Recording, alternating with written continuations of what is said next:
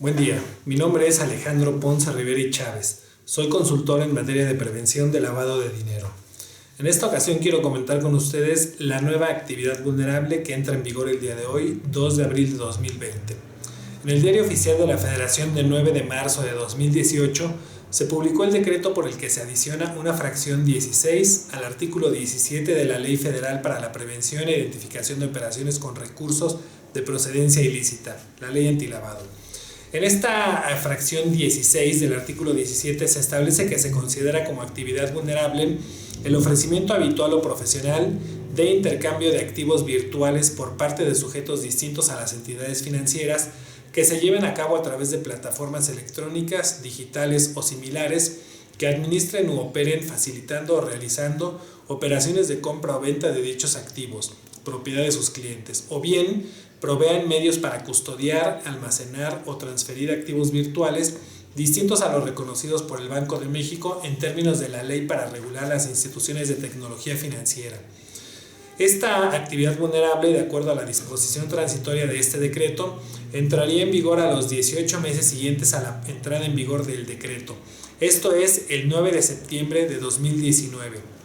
Sin embargo, para esa fecha todavía no se encontraba publicado el formato para la presentación de los avisos de esta nueva actividad vulnerable.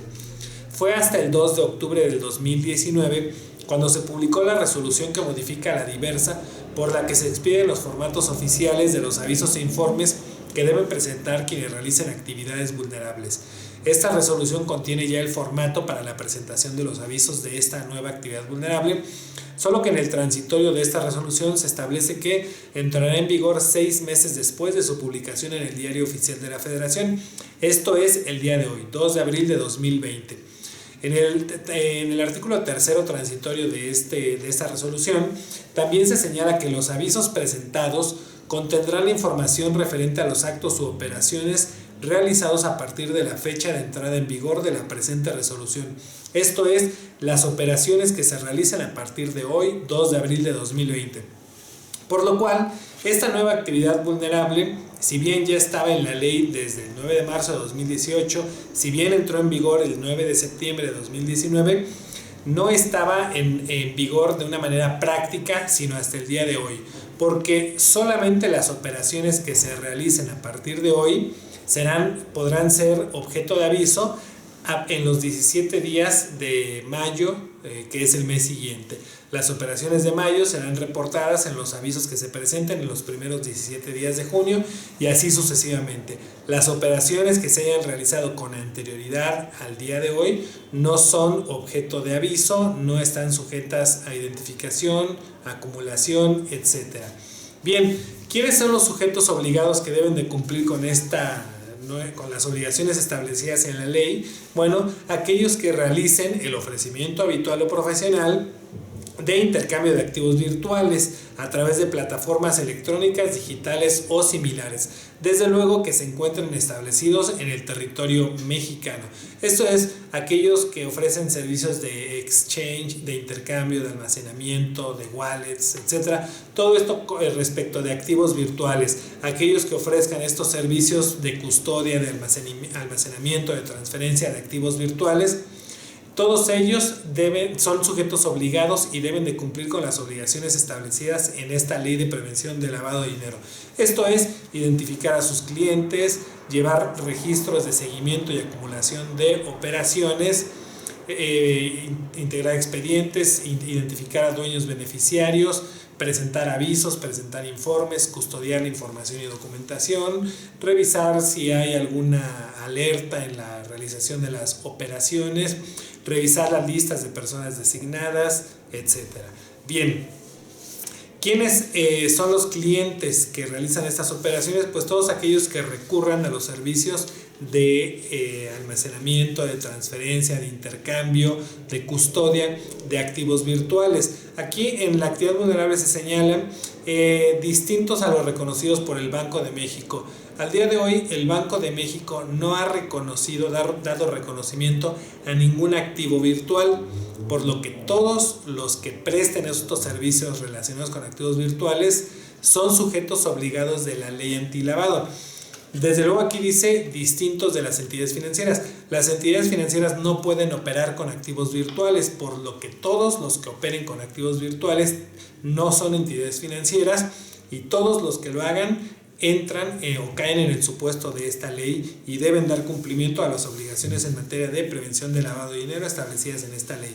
¿Cuándo serán objeto de aviso las operaciones que se realicen de esta nueva actividad vulnerable? Cuando el monto de la operación que se realice sea por una cantidad igual o superior al equivalente a 645 unidades de medida y actualización.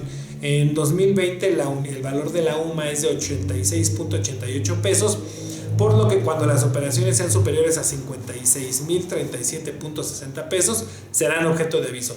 Puede ser operación individual, operaciones acumuladas en un mes o acumuladas en un periodo de 6 meses.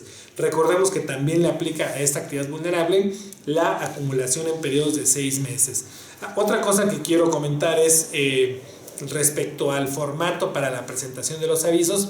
Hay un dato que este formato pide a quien realiza la actividad vulnerable que no contienen los avisos de otras actividades vulnerables, y es el relativo al tipo de documento y al número de documento de identificación del cliente persona física, del representante legal del cliente persona moral o del delegado fiduciario del cliente fideicomiso. Este dato no lo pide en otras actividades vulnerables. Y en estos formatos se pueden informar los siguientes tipos de operaciones: compra de activos virtuales, venta de activos virtuales, intercambio de activos virtuales, transferencia de activos virtuales, retiro de fondos y operación de depósito. En todas las operaciones pues hay que informar datos de la operación, fecha y hora en la que se realiza, el tipo de moneda, el monto, el activo virtual con el que se realiza la operación, el tipo de cambio del activo virtual al momento de la operación, la cantidad del activo virtual, y cuando es un retiro de fondos se tienen que señalar los datos del beneficiario. Cuando es una operación de depósito, los datos del ordenante. Bien, esto es en cuanto a los sujetos obligados que realicen esta actividad vulnerable. Para los clientes de esta nueva actividad vulnerable, únicamente el recordatorio de que deben de utilizar recursos lícitos cuando lleven a cabo este tipo de operaciones, porque muchas veces se cree que cuando se utilizan activos virtuales, ese dinero está oculto a las autoridades fiscales, que uno ahí puede manejar dinero que no es visible para las autoridades fiscales.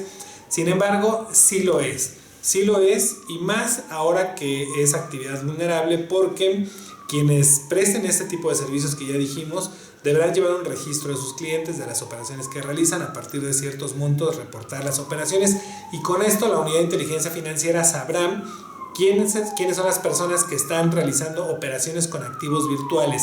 Sabrá cuánto es lo que están manejando en esas operaciones y podrá analizar si el origen de esos recursos es lícito o pudiera ser ilícito. Recordemos que dinero lícito es aquel que ha sido declarado fiscalmente y que por lo tanto podemos justificar o acreditar su legítima procedencia. Todo aquel dinero del que no podemos justificar o acreditar su legítima procedencia porque no lo hemos declarado fiscalmente, para la ley, para la autoridad, es de procedencia ilícita.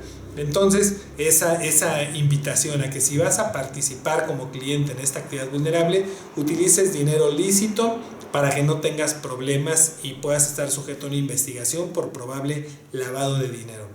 El uso de los activos virtuales no es bueno, no es malo, todo depende de si los recursos que invertimos en ellos son de origen lícito, por un lado, y si las ganancias que obtenemos al realizar operaciones con estos activos virtuales las declaramos fiscalmente para que sean recursos lícitos. Si no lo hiciéramos así, serían recursos ilícitos y podríamos tener problemas penales por lavado de dinero o fiscales por discrepancia o defraudación fiscal.